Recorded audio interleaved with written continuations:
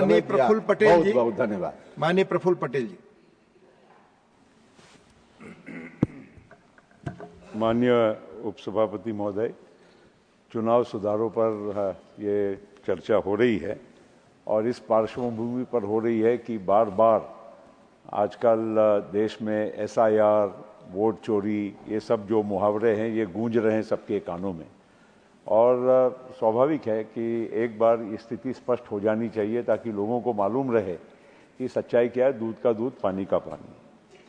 Sir, मैं पुराने तो संविधान के निर्माताओं की बात और उसके पश्चात जो हमको एक वोट का एक अधिकार सभी को मिला है, ये इस देश की ताकत है, यही लोकतंत्र की ताकत है और इसीलिए आज देश 78 सालों के बाद, आज़ादी के बाद एक है, अखंड है, उसके पीछे सबसे बड़ा हमारा संविधान और सबको वोट का अधिकार, ये बात महत्व की है।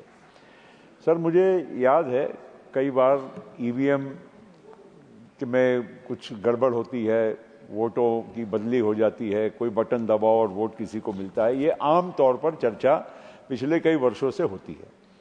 EVM कौन लाया, कब आए, ये पहले इसका भी जरा स्मरण सब लोगों ने कर लेना चाहिए क्योंकि EVM अभी 2014 के बाद नहीं बने हैं। EVM उसके पहले भी कई चुनाव में जहाँ वो लोग भी जीते हैं, यहाँ हारे हैं और उसके बाद जब जीत हार आज भी होते रहती है और उसका सबसे ताज़ा उदाहरण है कि 2024 के जब लोकसभा के चुनाव हुए तो जो नतीजे उत्तर प्रदेश या महाराष्ट्र हमारे प्रांत में जो आए वो हम लोगों को भी चौंकाने वाले थे क्योंकि एक और हमको लगता था कि हमारी शानदार विजय होगी, लेकिन उस वक्त एक गलत वातावरण देश में निर्माण किया गया कि संविधान बदलने वाला है और उस वजह से कई वर्गों को एक प्रकार से एक आशंका निर्माण हुई, डर पैदा हुआ। अगर वोट चोरी करना होता या अगर यही EVM के माध्यम से गड़बड़ होती तो शायद ये नतीजे 2024 के लोकसभा के चुनाव में नहीं आते। और ये बात इनको बार बार याद इसलिए कराना जरूरी है कि 2019 में उनके नेता जहां से लड़के हारे, वहीं 2024 में वही नेता वहां से लड़कर जीते। अभी चुनाव हुए केरला में, वहां पर बहुत शानदार विजय प्राप्त होती और वहीं पर उनके सहयोगी, यहाँ हमारे विकास जी बोल रहे थे कि वहां पर बहुत बड़ी धांधली हुई है। तो कौन सही है कौन गलत है, ये इसी पर से समझ में आ जाता है कि कितनी ये EVM के बारे में सच्चाई है या वोट चोरी के बारे में सच्चाई है। सर, मुझे याद है कि इलेक्शन कमीशन ने खुला आह्वान किया था सभी राजनीतिक पार्टियों को कि साहब या किसी भी व्यक्ति को कि आप हमारे सामने पेश होइए और हमें कैसे ये EVM में चोरी होती है या कैसे इसको मतलब मैनेज किया जा सकता है, ये अगर किसी के पास प्रूफ है तो आकर जरूर दीजिए। कोई वहां पर पहुंचा नहीं था। सुप्रीम कोर्ट ने भी निर्देश दिए, उसके बाद भी कोई पहुंचा नहीं। तो उसका मतलब यहां पर बैठ के और आप कुछ भी बातें करें, सड़कों पे जाकर लोगों को कुछ भी बात करें, गुमराह करें, ये हमारे लोकतंत्र के लिए अच्छी बात नहीं है सर। ये कोई केवल आज की सरकार की बात नहीं है, आज जीवन ये देश भी चलता रहेगा और हमारे यहाँ चुनाव की प्रक्रिया होते रहेगी। अगर हम हमारे लोगों को ही अगर इस तरह से भ्रमित करेंगे कि चुनाव में आप वोट डालोगे और आपका वोट बदल जाएगा, तो ये कोई अच्छी परंपरा नहीं है। और मैं हमारे दिग्विजय भैया जी को खास करके मैं इस बारे में निवेदन करता हूं क्योंकि वो बार बार इस बारे में आशंका व्यक्त करते हैं। कोई बात नहीं, वो जो भी हो, ये बैठ कर बातें सर ये मैं इसलिए कह रहा हूं सर क्योंकि बहुत सारे ये अभी कहते हैं कि भाई चुनाव में आप लोगों ने प्रलोभन दे दिया इसलिए जीत गए। मैं पूछना चाहता हूं कि ये कोई प्रलोभन की बात नहीं है, सरकार की योजनाओं की बात होती है। और क्या पहली बार दी गई है सरकार की योजनाएं? हम भी इसके पहले सरकारों में रहे हैं।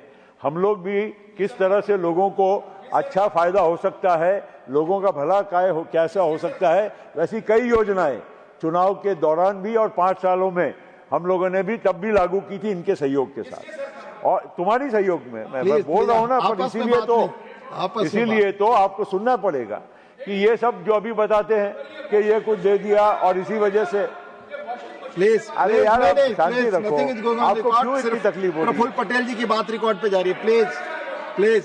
तो मैं उपसभापति महोदय, ये व्यवधान का 1 मिनट और लूंगा।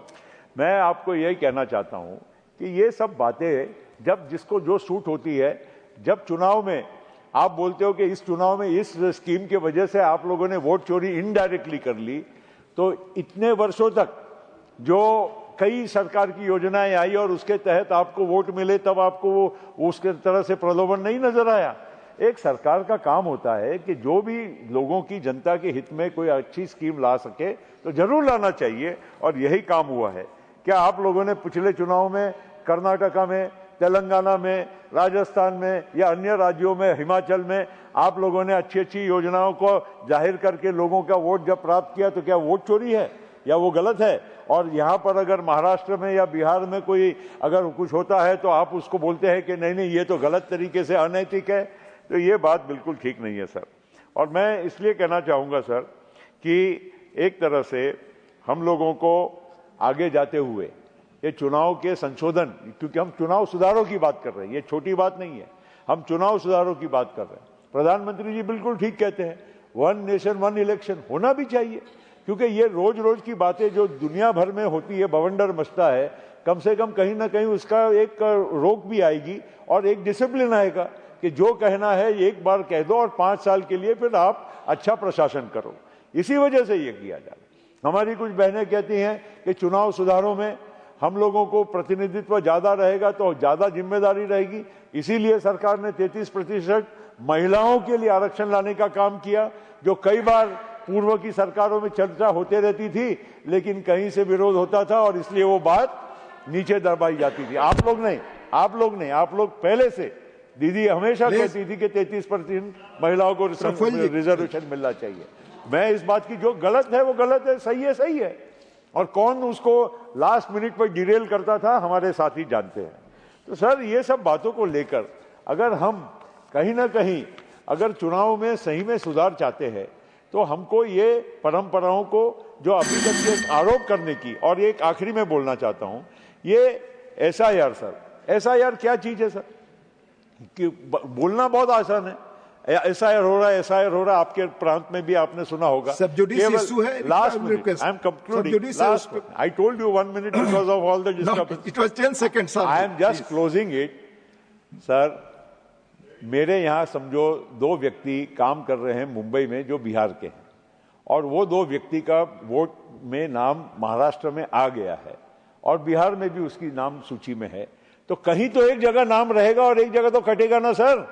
अगर इसको भी अगर हम बोलेंगे कि एसआईआर है और इसमें हमारे लोगों का जो अधिकार है वो वंचित रखा जाता है, तो ये बात नहीं हो सकता सर। 2 वोट का अधिकार किसी को नहीं है, और यही बात एसआईआर में कोई मर गया है, उसका नाम डिलीट नहीं हुआ है, कोई और जगह रहने चले गया है, या 2 जगह नाम है, इस तरह से एसआईआर को, और इलेक्शन कमीशन एक स्वायत्त संस्था है, अगर हम उसको बदनाम करेंगे तो आपको विश्वास किस पे रखना है? Thank you. आप कल सुप्रीम कोर्ट के बारे में बोलेंगे, कल किसी और के बारे में बोलेंगे, ये कहीं नहीं रुकने वाली बात है सर। इसीलिए चुनाव सुधार होने चाहिए और सही तरह से हमारी इलेक्शन कमीशन जो प्रक्रिया कर रहा है उसमें जरूर वो सुधार करे, लेकिन आरोप और टीका। धन्यवाद।